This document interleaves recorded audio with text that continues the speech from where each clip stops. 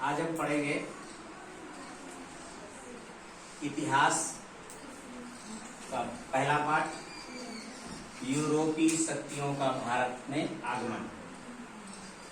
यूरोपीय शक्तियां आई हमारे भारत में,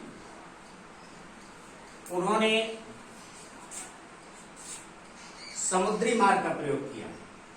समुद्र के रास्ते भारत में लोग आए और भारत में आए व्यापार करने के उद्देश्य से आए, बिजनेस करने से व्यापारी के रूप में यहाँ भारत आए। जितनी यूरोपीय शक्तियां आई उन्होंने 3 मार्गों का प्रयोग किया।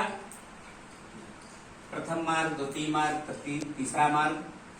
जो पहला मार्ग था वो फारस की खाड़ी से समुद्री मार्ग के रास्ते से इराक, तुर्की, वेनिस और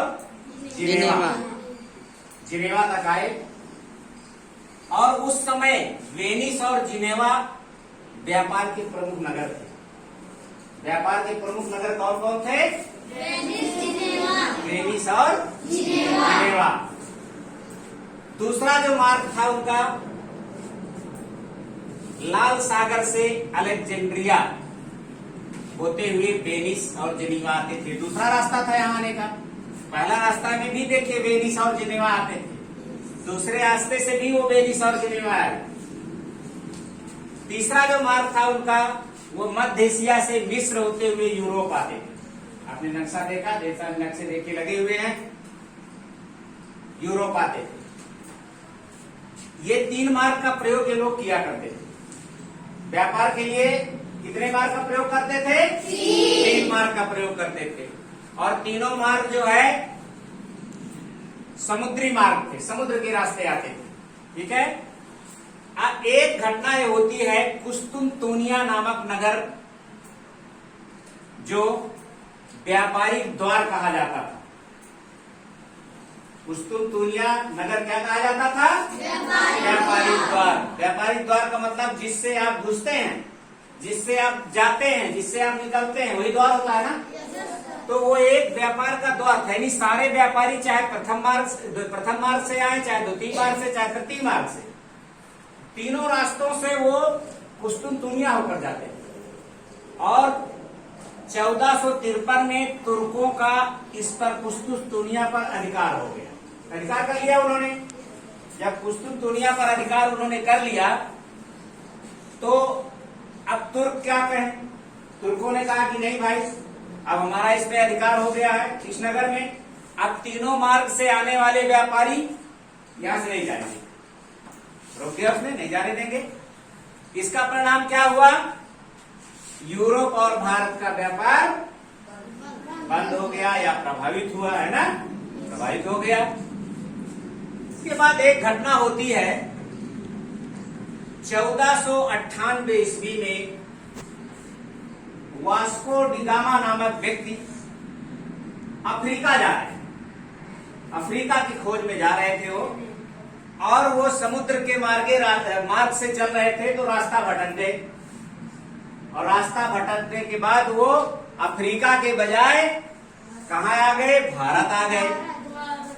भारत आ गए। भारत के समुद्री मार्ग की खोज किसने किया? वास्को डिगामा ने।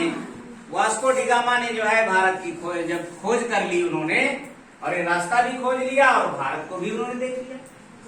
तो अब जब ये खोज हो गई तो एक नए रास्ते की खोज हो गई।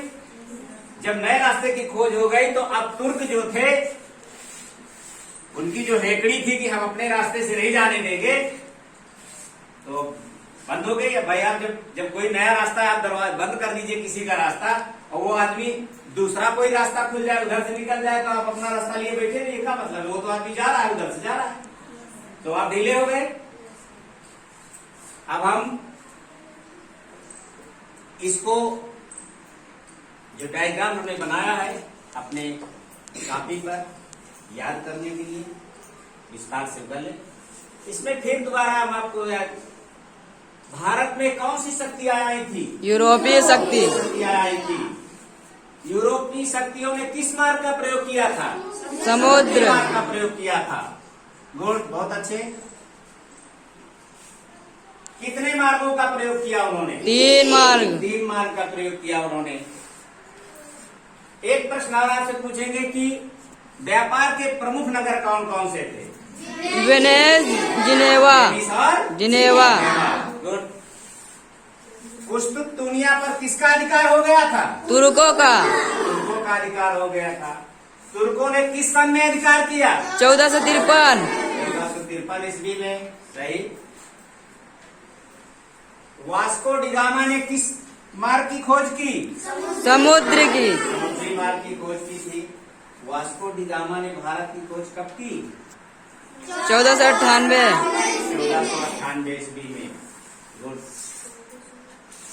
इस प्रकार जैसे आप प्रश्न देखिए, सरलतम प्रश्न बन रहे हैं, उनको आप याद करते चलेंगे, याद करेंगे बढ़िया से, अपनी कॉपी में लिखते चलेंगे। इसी के साथ मध्याह्न भोजन की तैयारी हो गई है।